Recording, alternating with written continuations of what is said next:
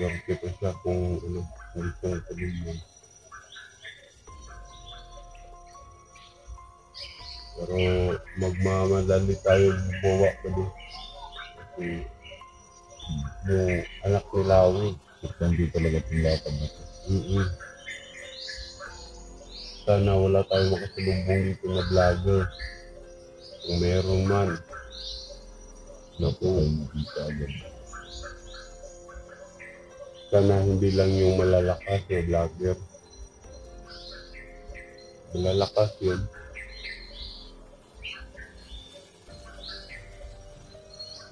Tatakbo lang tayo. Tapos, kailangan natin protektahan yung cellphone na makastom para hindi nila mabawi. Tapos, pagdating natin yun, ang anak ni Lawi, tayo mismo papatay doon. Pagkain talaga natin. Papahirapan natin muna. Babalatan natin ang buhay. Tapos liliguan natin ng asin. Tapos natin gawin, pupugutan natin ang liog ng ulo. Tingnan natin kung anong gagawin ni Lawi doon. Sasagarin natin yung galit ni Lawi. Parang sinong malakas. Wala namang umbag. Sabi ni Lawi ko. Iba dati kasamahan na ni Apo yan. Dati ko traitor. Dahil sa kanya patay niya. Oo. Bago kami patayin ka. Kasi nagka-traitor siya sa samahan natin. Tayo mismo papatay sa kanya. Bakit nga tayo ngayon tayo din sa bundok? Ang pala tayo din pala. Tapos siya, dito na nanirahan sa sa Kapatagan. Tayo sa bundok pa rin. Sarap-sarap yung buhay niya doon sa Kapatagan. Hindi nagpapaalam. Tapos, sumama pa sa mga vlogger. Ayot na yan. Parang gusto niya yata nagkukulang ng loob. Dadating na rin tayo dyan, Dre.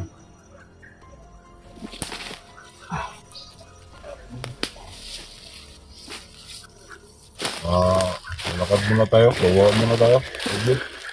Tara. Lakad na tayo, Bre. Kaya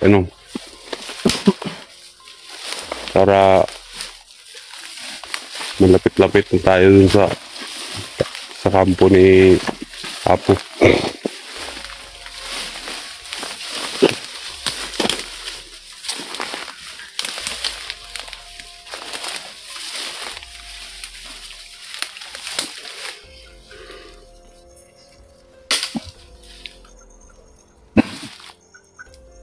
Nandahan na, Bre. Baka may vlogger dyan. Naku po.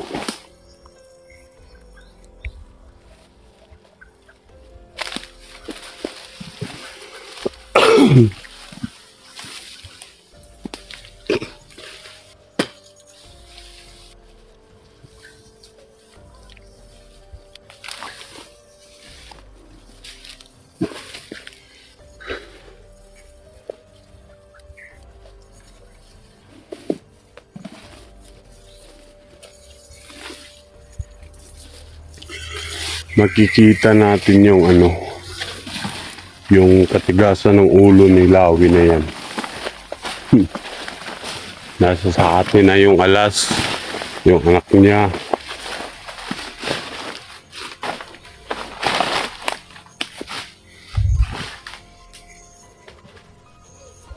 Tignan muna tayo dito, Buddy. Kasi palagi na lang tayo naglalakad eh. Hindi na tayo nagpapahinga. Wala na tayong ibang ginawa kundi maglakad ng maglakad.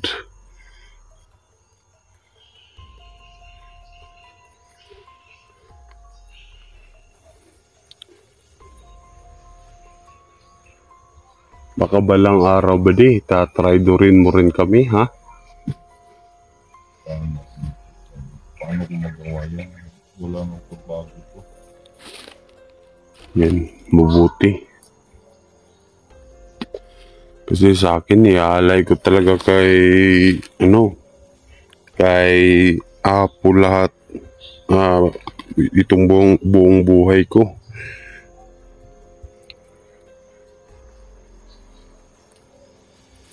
Diba? Narinig mo ba yung, yung mga nag-comment dyan, yung bubulot tayong dalawa. Hindi ko pa nabasa yun. Bubulot tayong dalawa. Gago, no? Gago. Bobo. Kung bobo kami, bakit nakuha ng mga kasamahan ko si, yung anak ni Lawi? At bakit pinapababa kami ni Apo, pinapapunta kami sa kampo niya? Diba? Baka kayo yung bobo, hindi kami. Baliktad mo lang yung kami.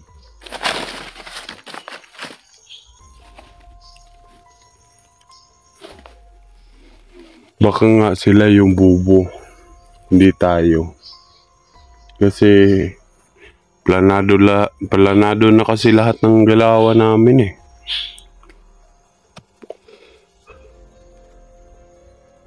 Bukan nga pumunta dito para malaman mo. Bobo ba kami o hindi?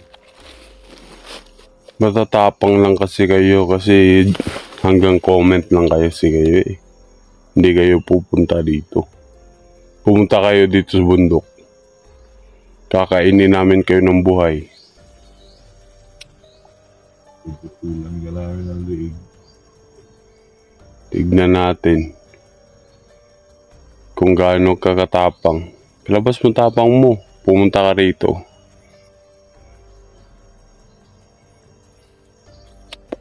Magkikita mo yung nahanap mo. Kahit gaano ka pakatapang kasi nasa comment ka lang. Subukan mo pumunta dito sa bundok. Kung malaman mo yung totoo. Labas mo lahat ng katapangan mo. Huwag kang matapang kasi nandyan ka lang sa comment. Comment ka lang ng comment dyan. Kaya ka matapang kasi comment ka ng comment dyan. Wala ka naman magagawa dyan. May comment ka lang. Subukan mo pumunta dito para malaman mo yung totoo. Tutulan ka namin ng liig. Kakainin ka namin ng buhay.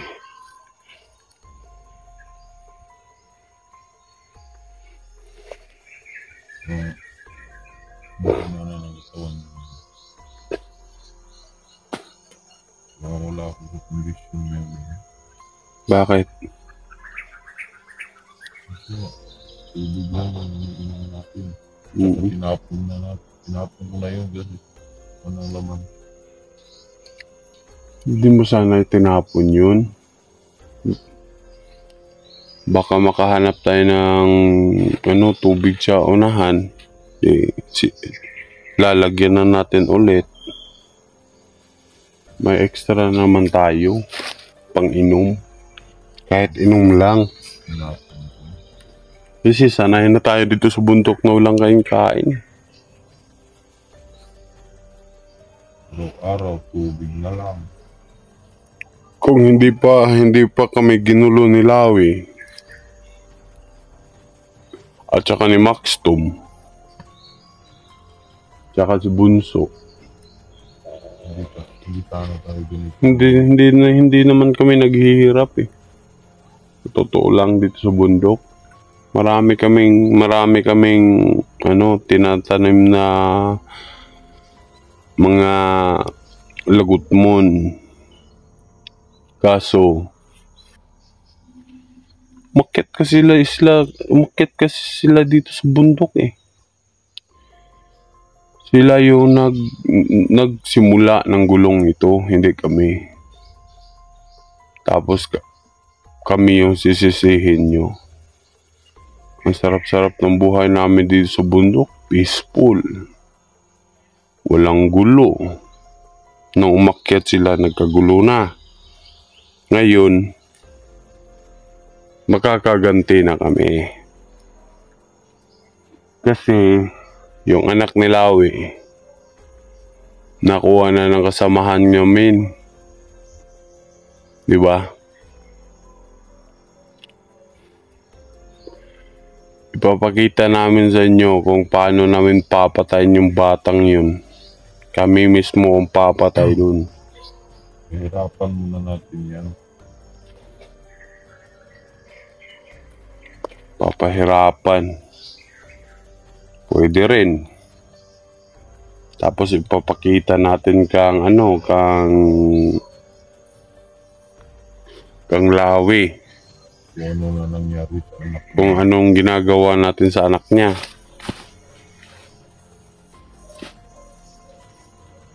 Hindi nagagalit yun. Punta na talaga yung anak niya.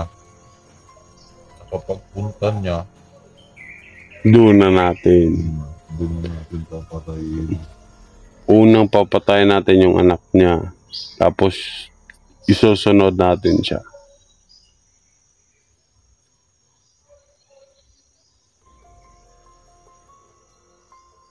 Matapang lang yan. Hindi ko masabi. Malabas yan sa bibig. Yeah, tayo buddy. Tara na.